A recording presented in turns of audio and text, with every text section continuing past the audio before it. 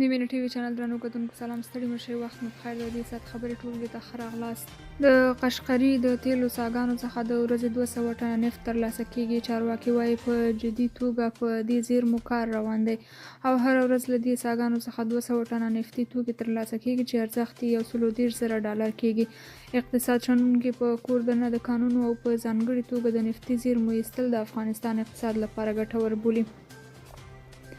اشرف غني ترکیه کې د شدید زلزلې د پیښې له قربانیانو سره غمشریکي څرګنده کړې. د ترکیې ولسمشر رجب طیب اردوغان وایي د زلزلې له امله یوازې ترکیه کې تر دې دمه لږ تر لږه 912 کسان وژل شوي دي. ښاغلي اردوغان زلزله کې د ژوبلو کسانو شمېر 15383 یاد کړی دی. نوموړي زیاته کړې چې د کره مرګ ژوبلې اټکل نشي کېدلی ځکه لا هم په زلزله ځپلو سیمو کې د خلکو د ژغورنې او لټون هڅې روانې دي او ښایي شمېر له دې هم لوړ شي.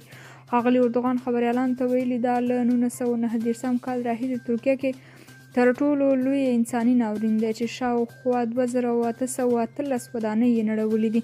بلخوا د سوریې حکومت هم ویلي تر اوسه یاد هیواد کې هم 422 کسانو د وژل کېدو خبر راغلی. اشرف غني په غبرګون کې لیکلي د زړه له کومې د خپلې ژورې خواخوږۍ او ډاډګیرنې مراتب د هغو کسانو لپاره وړاندې کوم چې په ترکیه او سوریه کې د ویجاړونکې زلزلې له امله یې خپل عزیزان له لاسه ورکړي دي. زه د هغو کسانو د عاجلې روغتیا دعا کوم چې ټپیان شوي او د ژغورلو په حال کې دي. د دفاع وزارت سرپرست مولوي محمد یعقوب مجاهد نن په کابل کې د ترکیې له سفیر جهاد اورګنای سره په خپل کاري دفتر کې وکتل. دفاع وزارت په خپله ټویټر پاڼه لیکلي چې دغه کتنه کې دواړو لورو د هیوادونو ترمنځ د ښو اړیکو پر پیاوړتیا خبرې کړي. ښاغلي مجاهد همدارنګه په ترکیه کې د وروستیو زلزلو په هکله خپله خواخوږي څرګنده کړې ده. کابلوف وایي کابل کې د خپل سفارت د تړلو هوډ نه لري. د افغانستان لپاره د روسیې د ځانګړي استازي ضمیر کابلوف ویلي چې مسکو په کابل کې د خپل سفارت د تړلو هوډ نه لري. د روسیې د ټاس خبري اژانس په یو راپور کې د افغانستان لپاره د روسیې د ځانګړي استازي ضمیر کابلوف پر حواله زیاته کړې چې له دې مخکې په کابل کې د سویې عربي او لویدیځو هیوادونو د ډیپلوماتیکو بنسټونو د تړلو په هکله راپورونه خپاره شوي دي، خو روسیې تر اوسه په افغانستان کې د خپل سیاسي استازولۍ د تړلو په هکله کومه پریکړه نه لري. عربي هیوادونو په یوه اعلامیه کې ویلي چې د سفارتونو تړل یې د امنیتي اندېښنو له امله دي. د قطر ځانګړي استازي د اسلامي امارت لوړپوړو چارواکو سره لیدلي. له ترهګرۍ سره د مبارزې او شخړو هوارۍ د منځګړیتوب چارو کې د قطر د بهرنیو چارو وزارت ځانګړي استازي ډاکټر مطلق بن ماجد القحطاني کابل ته د سفر په ترڅ کې د اسلامي امارت له لوړپوړو چارواکو سره لیدلي دي.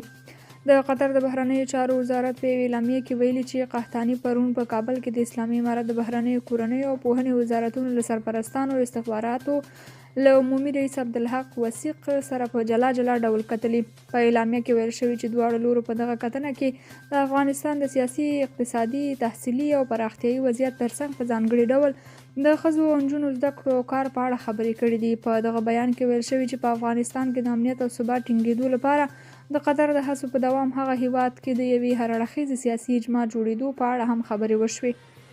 شاهي سید وایي سند حکومت د افغانان نه نیسي او برمته پښتانه دې راخوشي کړي. عوامي نېشنل ګوند د سند پر حکومت غږ کړی چې په سند صوبه کې د افغانانو له نیولو لاس واخلي او بندي افغانان دې نور نه ځوروي. دا خبره د عوامي نېشنل ګوند د سند صوابي مشر شاهي سید د فبرورۍ پر 5 د کراچۍ په باچا خان مرکز کې د خبري غونډې پر مهال مشال راډیو ته وکړه. شاهي سید وویل چې په سند کې له تېرې څه مودې راهیسې هغه افغانان هم نیول کېږي چې په پاکستان کې د اوسېدو قانوني اسناد لري. ده وویل په افغانستان کې اوس د ډېرو خلکو ژوند ته خطر دی، نو پاکستانیو چارواکو ته پکار ده چې دلته ورسره انساني چلند وکړي. ملګري ملتونه وایي افغانستان کې نږدې 93 سلنه موسسو خپل فعالیتونه ځنډولي. د ملګرو ملتونو سازمان د ښځو څانګه وایي په افغانستان کې له نادولتي موسسو شوې سروې ښیي چې له 93 سلنه یې په خپله ښځینه همکارانو له کار بندیز وروسته خپلې چارې په ټپه درولي یا یې په جزوي توګه کارونه روان دي.